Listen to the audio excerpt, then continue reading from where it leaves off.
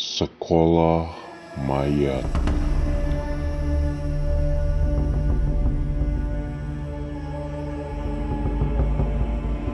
Ini adalah misi yang berbahaya. Misi yang harus dilakukan bersama-sama, yang taruhannya adalah nyawa. Cepat atau lambat, kita harus memutuskan. Apapun pilihan yang kita ambil, kita harus siap dengan segala konsekuensinya. Pintu kelas 3B terdengar nyaring. Sesuatu berusaha memaksa masuk ke dalam. Gagang pintu yang terkunci terlihat tak sanggup lagi untuk menahan dorongan dari luar. "Bagaimana ini, teman-teman?" "Pintunya," ujar Alena panik. "Entahlah, aku sudah tidak kuat lagi, Alena," saut Saski. Saski tiba-tiba saja tak sadarkan diri. Suhu tubuhnya meningkat drastis. Ia terkena demam. "Aku melihat Naki." Ia mendorong meja-meja dan kursi untuk menahan pintu tersebut. "Apa yang harus aku lakukan?" "Aku tidak bisa berbuat banyak. Padahal teman-temanku membutuhkan bantuanku sekarang. Kepalaku harus memikirkan cara untuk menyelamatkan kami semua. Kami terpojok, tidak bisa kemana-mana. Tunggu, aku terpikir sesuatu." Pandanganku tertuju pada jendela kelas. Hal terlintas saat ini untuk melarikan diri adalah dengan melompat melalui jendela. Namun, apakah kita akan selamat? Kita sedang berada di gedung lantai 3 dan jarak ruang kelas ini dengan halaman luar itu sangat jauh. Terdengar suara retakan. Tiba-tiba saja pintu terdorong dengan keras. Naki terpental, kepalanya membentur meja. Mata kami tertuju pada monster mengerikan itu. Monster itu berhasil masuk dan menemukan kami.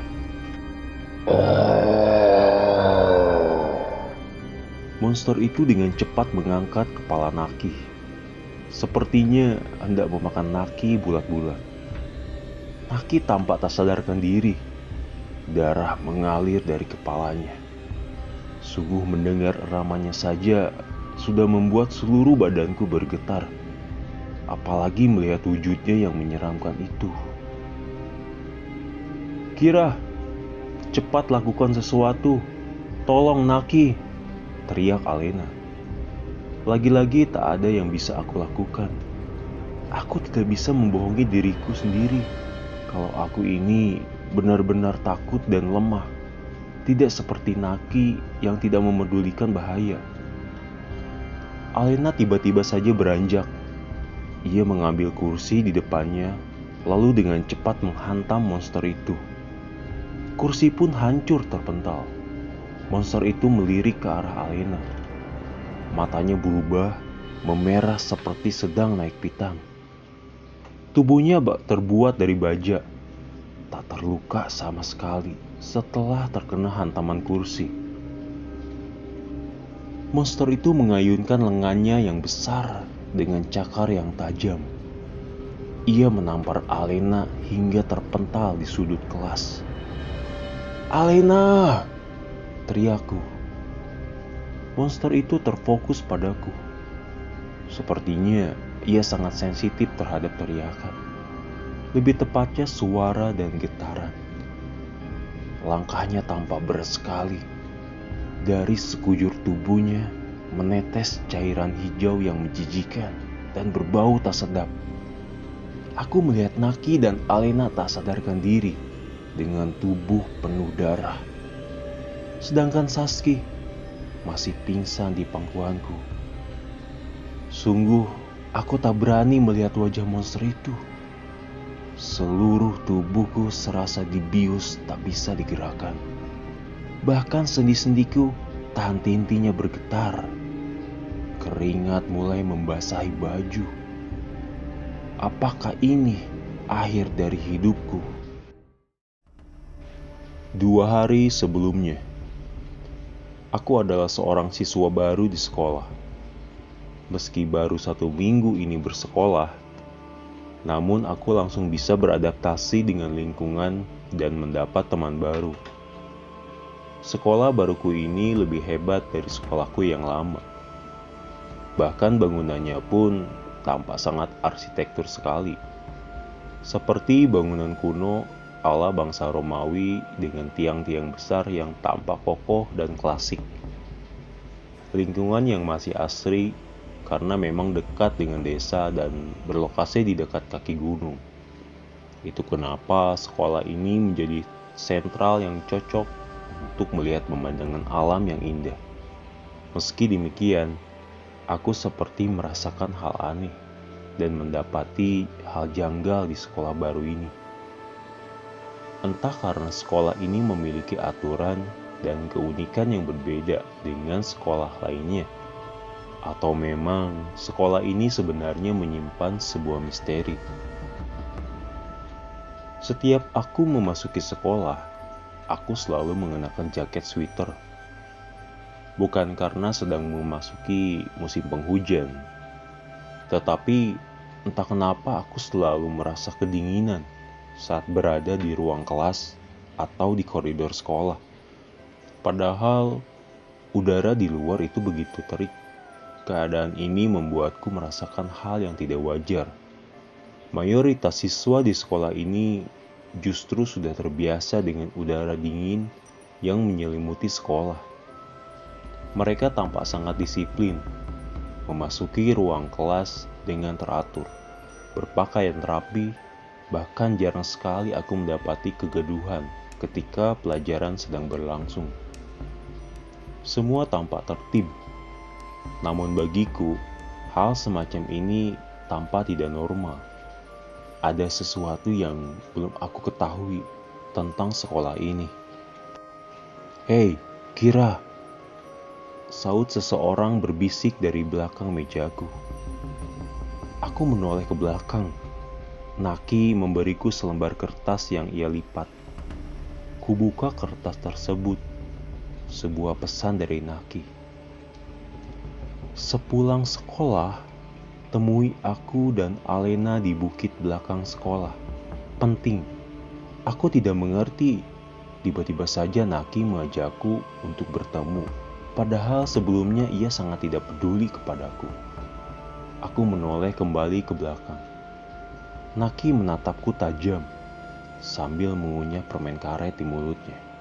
Ia memberikan isyarat agar aku melihat Alena dari seberang meja. Pandanganku langsung menuju Alena. Di seberang sana, Alena juga menatapku dan memberi isyarat dengan mengangguk, seolah mengajakku untuk setuju dengan ajakan Naki. "Akira!" Pak Guru memanggilku dengan lantang. Sontak, aku terkejut dan menundukkan kepala. Pandangan semua siswa tertuju padaku. Lalu Pak Guru melanjutkan, "Apa kamu sudah selesai dengan tugasmu?" "Belum, Pak. Cepat selesaikan tugasmu." Pak Guru tersenyum lebar sekali dengan mata yang melotot tajam. Semua siswa ikut tersenyum menyeringai. Sungguh suasana kelas itu membuatku takut setengah mati. Kejanggalan tersebut membuatku semakin merasa aneh dan tersudutkan. Aku bertanya-tanya, apa yang salah pada diriku? Kelas pun telah usai. Aku bergegas untuk meninggalkan ruang kelas. Mataku menyapu ke sekeliling kelas. Naki dan Alena menghilang. Kemana perginya mereka berdua? Padahal aku tidak melihat mereka melewati pintu kelas. Jujur saja, aku sempat ragu mendapat ajakan Naki. Namun ketika melihat matanya tadi itu, Naki seperti ingin menyampaikan sesuatu yang sangat rahasia. Hal aneh terjadi kembali. Semua siswa melihat ke arahku saat aku berjalan di koridor sekolah. Sekolah ini terasa begitu mencekam, dengan lampu-lampu yang meredup dan kesunyian yang terasa begitu kental. Aku merasa ada yang mengikuti. Seseorang mengenakan sweater dan menutup wajahnya, sedang berada tepat di belakangku. Kupercepat langkahku menuju pintu gerbang sekolah. Seketika orang tersebut menghilang saat ku melihat ke belakang. Aku bergegas menuju bukit belakang sekolah untuk menemui Naki dan Alena. Jarak kaki gunung dengan sekolah kami terbilang tidak terlalu jauh, hanya beberapa puluh meter saja. Tak heran, orang-orang pergi ke gunung melewati belakang sekolah. Aku melihat dua orang sedang memerhatikanku. Bukan, mereka melihat sesuatu di belakangku. Naki dan Alena. Sejak kapan mereka berdua sampai di kaki gunung lebih cepat dariku? Kamu akhirnya datang juga, Kira. Aku ingin menunjukkanmu sesuatu. Ada apa sebenarnya, Naki? Alena, Kira, apa kalian melihat sesuatu? Ujar Naki. Ia menunjuk dengan jarinya. Aku dan Alena sontak melihat arah petunjuk dari Naki. Kurasa ia ingin menunjukkan sesuatu, tapi aku belum menemukannya. Naki membawa kami ke tempat yang bahkan belum pernah aku ketahui selama aku tinggal di sini. Melihat apa? Aku tidak melihat apa-apa, kataku. Ya, hanya kabut yang sebentar lagi menebal, tambah Alena. Itulah maksudku. Apa maksudmu, Naki? Kamu menyuruhku datang ke sini lalu menunjukkan sesuatu yang tidak ada. Kamu benar sekali, Kira. Sesuatu yang seharusnya tidak pernah ada. Aku tidak mengerti maksud perkataan Naki sejak tadi. Ia seperti sedang melemparkan lelucon. Lelucon yang tidak lucu sama sekali. Bahkan raut wajahnya tidak menunjukkan senyuman atau tawaan sedikit pun. Naki tampak sedang memikirkan sesuatu. Aku kembali melihat pemandangan di depan kami. Terhampar luas desa kecil yang cukup indah jika dilihat dari atas bukit ini. Meski terkadang kabut sesekali menyelimuti pandangan kami. Kira, tadi kamu datang dari arah mana? Dari sekolahan lah. Kamu pikir aku kemana dulu? Tunggu. Sepertinya ada kejanggalan yang belum aku sadari sejak tadi. Sebenarnya perkataan Naki memberiku petunjuk. Namun aku sedikit terlambat menyadarinya. Sekolah. Sekolahnya di mana, Naki? Teriakku. Di tempat aku berdiri. Di bukit kaki gunung belakang sekolah. Ternyata bangunan sekolah kami yang megah itu tidak tampak di depan mata. Naki menyebutkan bahwa beberapa waktu lalu ia sering pergi ke bukit ini untuk memastikan penampakan gedung sekolah kami itu. Misteri yang sampai sekarang belum terpecahkan, bahwa sekolah kami itu menyimpan banyak hal mistis dan gaib.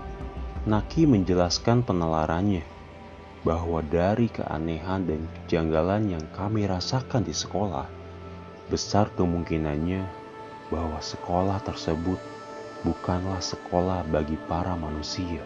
Sesuatu yang mungkin tak bisa ditangkap oleh panca indera kita. Hal yang tak kasat mata, dan hal yang menghipnotis diri kita ke dalam dunia yang bukan tempat kita berada saat ini. Kami memutuskan untuk bermalam di bukit ini, karena memang hari sudah mulai gelap, dan waktu yang pastinya menyeramkan untuk pulang melewati sekolah kami. Terlebih, kami bertiga sudah tahu bahwa sekolah kami ini sebenarnya begitu menyeramkan. Naki, dengarkan ayah. Jika terjadi apa-apa pada ayah, cepatlah berlari ke bukit itu. Tidak, aku tidak akan pergi meninggalkan ayah. Naki, cepat lari. Aku Naki. Aku melihat monster itu mencekik ayah dengan tangannya yang menakutkan di depan mataku. Wajahku terciprat darah ayah. Tubuhku yang kecil ini harus menyaksikan kesadisan yang tak pernah ingin aku lihat. Padahal kepalan tanganku sudah siap menghajar monster itu kapan saja. Namun, pada akhirnya kusurutkan niatku yang sudah pasti sia-sia. Ayahku yang berbadan kekar saja kalah melawannya. Apalagi tubuhku yang mungil ini. Itu hanya akan mengantarkan nyawa. Tanpa pikir panjang, aku berlari menuju bukit yang ayahku bilang. berlari dengan sisa tenaga yang masih ada, dan air mata yang mungkin sudah tercampur dengan darah. Monster itu meninggalkan jasad ayah, menyusulku dengan langkah yang berat, dan membuat bulu kuduk berdiri. Aku tak berani melihat ke belakang. Wajahnya yang menyeramkan itu haus akan darah manusia. Sebuah cahaya berbinar di depan mata. Aku mencoba meraih cahaya itu, namun kakiku rasanya tak sanggup lagi melangkah, dan tubuh ini seperti dibius oleh ketakutan. Bumi telah menelanku untuk tidur di pangkuannya. Sehari sebelumnya, pagi sudah menampakkan wujudnya di atas bukit kaki gunung. Sayup-sayup suara kicauan burung membangunkan makhluk dari tidurnya yang lelap. Namun, rasanya ini bukan hari yang baik. Langit seperti sedang bersedih. Pagi hari yang seharusnya cerah oleh sorotan matahari, kini dipenuhi oleh kumpalan awan hitam yang mendung. Kami terbangun dari tidur. Malam itu adalah malam yang panjang. Rasanya seperti tertidur 100 tahun lamanya. Aku merasa takut jika pada akhirnya aku malah terbangun bukan di dunia tempatku kini. Seseorang berdiri di hadapan aku dan Alena. "Naki, ada apa?" "Kira, kamu ingin melihat sesuatu? Kemarilah." Aku dan Alena menghampiri Naki. Kami semua tidak percaya dengan apa yang kami lihat sendiri. Kabut kemarin kini telah hilang. Ternyata kabut tersebut menutupi apa yang ada di bawahnya. Apa aku sedang bermimpi? Katakan padaku, Naki. Apakah yang aku lihat itu adalah kebenaran? Tentu saja, Kira. Itu adalah kebenaran yang tidak akan kita lihat jika kita berada di bawah sana. Naki, Kira, tempat macam apa itu? Graveyard Field. Naki berjalan ke ujung bukit. Penampakan terlihat jelas dari atas sini. Tempat itu adalah pemakaman yang sempat hilang sejak puluhan tahun yang lalu. Naki bilang bahwa masyarakat desa dulunya dikagetkan dengan peristiwa aneh yang dulu pernah terjadi, yaitu hilangnya kuburan dari anggota keluarga mereka yang telah meninggal dunia. Setiap kali yang meninggal dunia dan dimakamkan, pasti keesokan harinya kuburan itu sudah rata dengan tanah. Mereka mencoba untuk menggali tanah tersebut, berharap mayat dari jasad keluarganya masih ada. Ternyata tanah itu kosong. Bahkan, tanah tersebut rasanya seperti tidak pernah ada cangkul yang menggalinya. Begitu keras dan penuh batu, mayat-mayat perlahan menghilang dari pemakaman itu. Misteri hilangnya mayat-mayat itu menyisakan tanda tanya hingga sekarang. Seiring berjalannya waktu, lahan itu kemudian didirikan sebuah bangunan besar yang kini menjadi sekolah kami. Namun, tidak seperti sekolah pada umumnya. Sekolah kami terasa banyak kejanggalan dan keanehan. "Kita harus kembali ke sekolah sebelum terlambat," ujar Naki. "Naki, kamu gila? Itu bukan sekolahan. Maksudku, bagaimana bisa kita semua kemarin itu berada di kelas, mendengarkan guru bersama teman-teman, yang sebenarnya itu adalah kuburan," kataku histeris. "Tenanglah, Kira. Kami semua memang awalnya tidak menyangka dengan apa yang kami alami hingga saat ini," sahut Alena. Aku melihat Alena dan Naki. Kepalaku rasanya bingung setengah mati. Jangan bilang kalian berdua sebenarnya sudah mengetahui akan hal ini dan mencoba merahasiakannya dariku. "Ya, Kira, maafkan aku. Naki sialan. Bisa-bisanya aku ini bodoh sekali." Aku menarik kerah baju Naki dan hendak menghajarnya. Namun melihat wajah Naki, aku langsung mengurungkan niatku untuk melakukannya. Aku bertanya kembali kepada mereka, "Bagaimana dengan teman-teman dan guru kita di sana? Apa mereka baik-baik saja?" Jawab aku, Naki. "Alena, Kira, mereka semua sebenarnya bukan teman-teman kita," jawab Alena. "Mereka semua mayat yang dihidupkan kembali." Aku mendengar sesuatu yang sulit untuk dicerna oleh kepalaku. Sekolah yang sebenarnya adalah kuburan, dan teman-teman juga semua orang di sana adalah mayat-mayat hidup. Bagaimana bisa? Apa aku satu-satunya orang yang terhipnotis dalam ilusi yang menakutkan ini? Semua menjadi bahan pertanyaan yang kini menyerang kepalaku. Meskipun aku belum lama ada di sekolah itu, namun rasanya beberapa hari belakangan ini terasa begitu nyata di mataku. Kini aku tahu alasan Naki dan Alena tidak pernah mau makan di kantin sekolah. Dan mereka tidak pernah mau berbicara dengan murid lain. Bahkan aku sempat menganggap mereka adalah dua orang murid aneh yang hanya kemana-mana selalu berdua. Hei Naki, Alena, bagaimana bisa kalian berdua awalnya mengenali aku ini adalah manusia dan bukan bagian dari mereka? Itu mudah, karena kamu selalu merasa kedinginan saat di dalam sekolah, jawab Naki. Ya, itu sebabnya kamu selalu mengenakan sweater sama seperti kami, kata Alena. Naki diam, bukan berarti ia tak melakukan apa-apa. Ia selalu memerhatikan dan mengawasi keadaan. Memang sejak kali pertama aku bersekolah pun, atmosfer di dalam sekolah dan di luar sangat berbeda sekali. Di dalam kelas rasanya seperti berada di kutub utara. Itu kenapa secara otomatis aku menggunakan sweater. Mereka yang tidak menggunakan jaket atau sweater kemungkinan adalah sosok mayat yang tidak terpengaruh oleh suhu dan udara yang begitu dingin. Mereka semua zombie. Bagaimana bisa mayat-mayat itu dihidupkan kembali, Naki? Itulah yang belum aku ketahui hingga saat ini. Aku merasa ada iblis yang mengontrol mereka semua. Iblis? Tadi malam aku mendapati mimpi buruk yang menyeramkan tentang masa lalu. Dan ada sosok iblis seperti monster siluman yang menakutkan. Aku rasa mimpiku itu adalah sebuah petunjuk. Naki, kenapa hanya di tempat ini kita tidak terpengaruh oleh ilusi dari sekolah itu? Ini adalah Bukit Suci.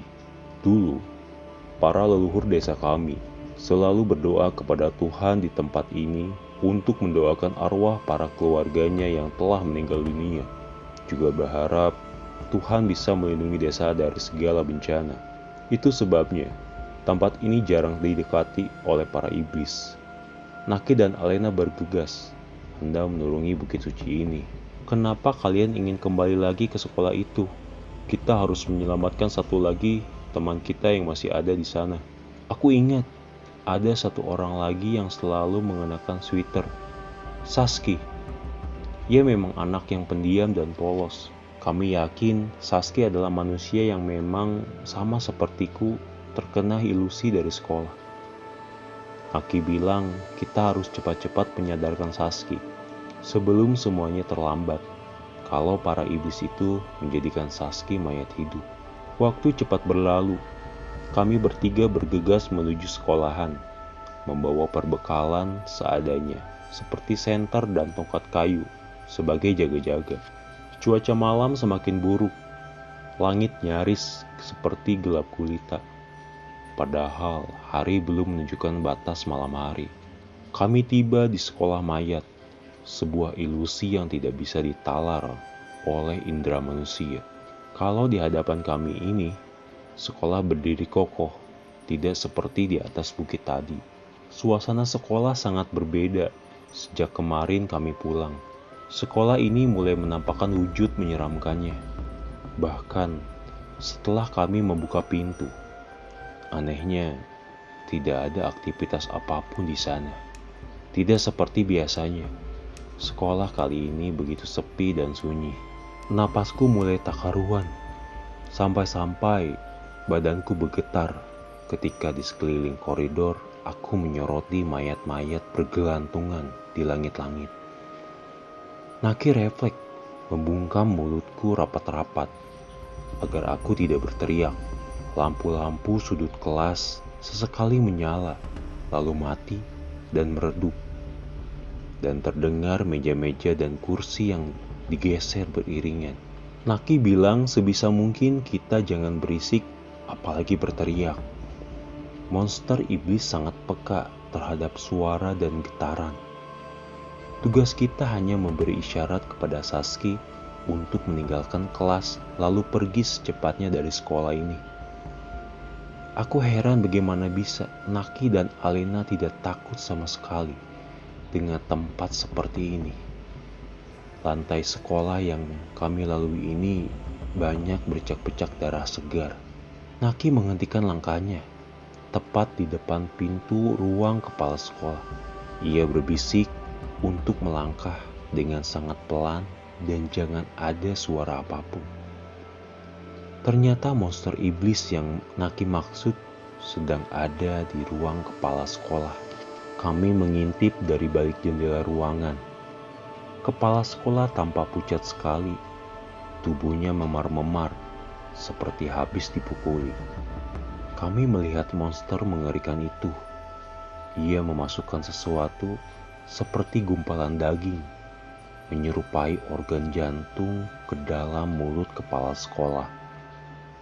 Lalu darah keluar perlahan dari hidung dan matanya.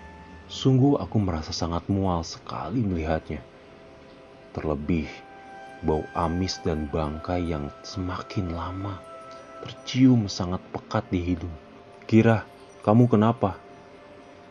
Aku tak tahan lagi dengan bau busuk ini. Tahan, Kira. Sebentar lagi kita tiba di kelas Saski. Saat sedang melangkah, tiba-tiba aku menginjak sesuatu. Kusorot kakiku, sepasang tangan tak sengaja kuinjak. Ah! Mayat! Tanpa pikir panjang, aku berteriak dengan kerasnya. Suasana hening pun berubah menjadi kericuhan ketika mayat-mayat yang tadi bergantung di langit-langit berjatuhan dan hidup untuk mengejar kami. Naki melihat ruang kepala sekolah. Monster itu menghilang entah kemana. Apa yang harus kita lakukan, Naki? Ini berbahaya. Ayo kita lari. Kelas Saski ada di sudut koridor. Kami bertiga berlari sekuat tenaga, menghindari kejaran mayat-mayat yang hidup itu. Ditambah mereka berjatuhan dari langit-langit dan nyaris menimpa kami. Aku merasa kepanikan yang tinggi. Degup jantung berdetak cepat dan tubuh bergetar hebat. Alena menarik tanganku untuk berlari menuju ruang kelas Saski. Naki dengan cepat menendang pintu kelas Saski. Ternyata Saski sedang dikerumun oleh para mayat tersebut. Naki mengeluarkan kayu dan menyingkirkan mayat-mayat itu.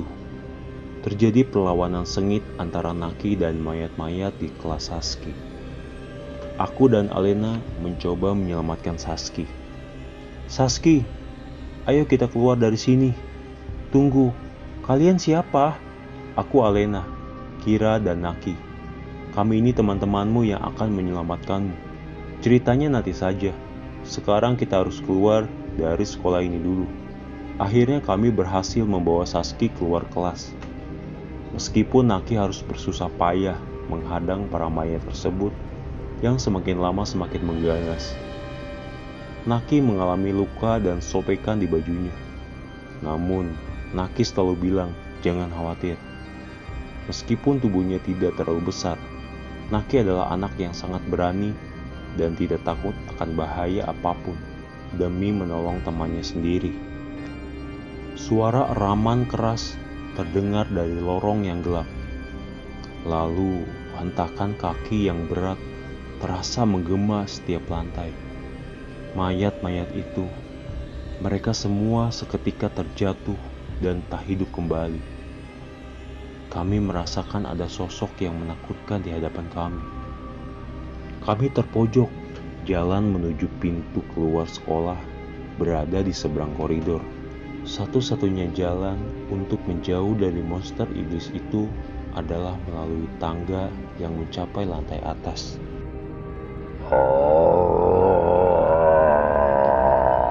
Semuanya lari ke atas, teriak Naki. Kami bergegas menaiki tangga untuk melarikan diri. Monster itu terus mengejar kami. Kami merasa tak kuasa lagi untuk berlari. Saski mengeram kesakitan. Ia terluka ketika mendapat serangan mayat tadi saat di dalam kelas. Apa yang harus kita lakukan? Untuk sementara, kita bersembunyi di kelas ini. Aku khawatir Saski tidak kuat lagi untuk berlari. Kami berempat masuk ke salah satu ruangan kelas. Tertulis kelas 3B. Lalu mengunci dan menahan pintu dengan cepat. Setidaknya kita bisa menahan monster itu selagi kita mengatur siasat untuk keluar dari sini. Namun, rasanya itu tidak berlangsung lama. Pintu kelas 3B terdengar nyaring. Sesuatu berusaha memaksa masuk ke dalam. Gagang pintu yang terkunci terlihat tak sanggup lagi untuk menahan dorongan dari luar. "Bagaimana ini, teman-teman? Pintunya," ujar Alena panik. "Entahlah, aku sudah tidak kuat lagi, Alena," saut Saski. Saski tiba-tiba saja tak sadarkan diri. Suhu tubuhnya meningkat drastis. Ia terkena demam. Aku melihat Naki. Ia mendorong meja-meja dan kursi untuk menahan pintu tersebut. Apa yang harus aku lakukan? Aku tidak bisa berbuat banyak. Padahal, teman-temanku membutuhkan bantuanku sekarang. Kepalaku harus memikirkan cara untuk menyelamatkan kami semua. Kami terpojok, tidak bisa kemana-mana. Tunggu, aku terpikir sesuatu. Pandanganku tertuju pada jendela kelas. Hal terlintas saat ini untuk melarikan diri adalah dengan melompat melalui jendela. Namun, apakah kita akan selamat? Kita sedang berada di gedung lantai 3 dan jarak ke ruang kelas ini dengan halaman luar itu sangat jauh. Terdengar suara retakan. Tiba-tiba saja pintu terdorong dengan keras. Naki terpental, kepalanya membentur meja. Mata kami tertuju pada monster mengerikan itu. Monster itu berhasil masuk dan menemukan kami.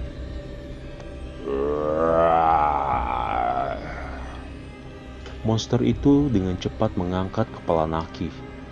Sepertinya hendak memakan Naki bulat-bulat. Naki tampak tak sadarkan diri. Darah mengalir dari kepalanya. Sungguh mendengar aramanya saja sudah membuat seluruh badanku bergetar. Apalagi melihat wujudnya yang menyeramkan itu. "Kira, cepat lakukan sesuatu. Tolong Naki," teriak Alena. Lagi-lagi tak ada yang bisa aku lakukan. Aku tidak bisa membohongi diriku sendiri kalau aku ini benar-benar takut dan lemah. Tidak seperti Naki yang tidak memedulikan bahaya. Alena tiba-tiba saja beranjak. Ia mengambil kursi di depannya, lalu dengan cepat menghantam monster itu. Kursi pun hancur terpental. Monster itu melirik ke arah Alena. Matanya berubah memerah, seperti sedang naik pitam. Tubuhnya terbuat dari baja, tak terluka sama sekali setelah terkena hantaman kursi. Monster itu mengayunkan lengannya yang besar dengan cakar yang tajam. Ia menampar Alena hingga terpental di sudut kelas. "Alena!" teriakku. Monster itu terfokus padaku. Sepertinya ia sangat sensitif terhadap teriakan. Lebih tepatnya suara dan getaran. Langkahnya tampak berat sekali. Dari sekujur tubuhnya menetes cairan hijau yang menjijikan dan berbau tak sedap. Aku melihat Naki dan Alena tak sadarkan diri dengan tubuh penuh darah. Sedangkan Saski masih pingsan di pangkuanku. Sungguh aku tak berani melihat wajah monster itu. Seluruh tubuhku serasa dibius, tak bisa digerakkan. Bahkan sendi-sendiku tak henti-hentinya bergetar. Tubuhku berada tepat di samping jendela. Dari belakang Naki memberikan aba-aba. Aku memasang kuda-kuda. Monster itu hendak menyerangku. Namun, dengan cepat Naki mendorong monster itu hingga terpental keluar jendela. Kaca pun pecah dengan hebatnya. Aku dan Naki ikut melayang dan terjatuh dari jendela bersama dengan monster tersebut. Aku melihat seseorang dari bawah sana. Ia menancapkan bambu kuning yang runcing ke tubuh monster itu saat terpental. Hingga akhirnya monster itu mati. Aku terjatuh, kepalaku menghantam tanah dan sempat tak sadarkan diri. Kira, Kira, bangun, Kira. Kamu harus bertahan. Ayo bangun. Aku mendengar suara, mirip seperti suara Naki dan Alena. Ia menyuruhku untuk bangun. Mata membuka perlahan. Entah kenapa, aku sekarang berada di sebuah ruangan. Aku membangunkan diri. Kepala ini sungguh masih terasa sakit. Kamu sudah baik kan, Kira? Kamu siapa? Aku Jenny, putri kepala desa. Kemarin kamu tak sadarkan diri, tapi syukurlah sekarang kamu baik-baik saja. Saski, bagaimana dengan Saski? Saski juga baik-baik saja. Ia menunggumu di sini saat kamu tidak sadar. Aku bertemu Saski. Ia tersenyum sambil meneteskan air mata. Saski memelukku. Ia bersyukur bahwa kami berdua selamat dari kejadian kemarin. Bapak kepala desa akhirnya sempat menyelamatkan kami. Naki, Alena, di mana mereka berdua? Aku melihat Saski dan Jenny. Mereka diam saja. Aku melanjutkan. Saski, di mana Naki? Jenny, apa yang terjadi pada Alena? Jenny dan kepala desa akhirnya menceritakan semuanya. Seseorang yang pernah mengikutiku adalah Jenny. Ia dan ayahnya berencana untuk menghentikan ilusi dari sekolah tersebut yang selama ini banyak menelan korban. Hingga akhirnya Jenny dan kepala desa berhasil memusnahkan monster yang bisa mengontrol dan membuat orang lain juga mayat menjadi hidup. Jenny menjelaskan bahwa yang menyelamatkan Saski yang terjebak di dalam sekolah tersebut adalah diriku sendiri. Ternyata aku memberanikan diri untuk memasuki ilusi tersebut, membawa Saski dari para mayat hidup, juga melawan monster itu. Meski kini asal-usul keberadaan monster itu masih menjadi misteri, tapi bersyukur teror tentang sekolah mayat kini sudah hilang. Naki dan Alena sebenarnya adalah kakak beradik yang dulu pernah tewas dibunuh oleh monster itu. Naki sempat menaruh dendam karena mendiang ayahnya dibunuh dengan sadis di hadapannya. Itu kenapa Naki dan Alena menjadi arwah yang sangat kuat, yang nyaris berwujud manusia, karena masih memiliki urusan yang belum selesai.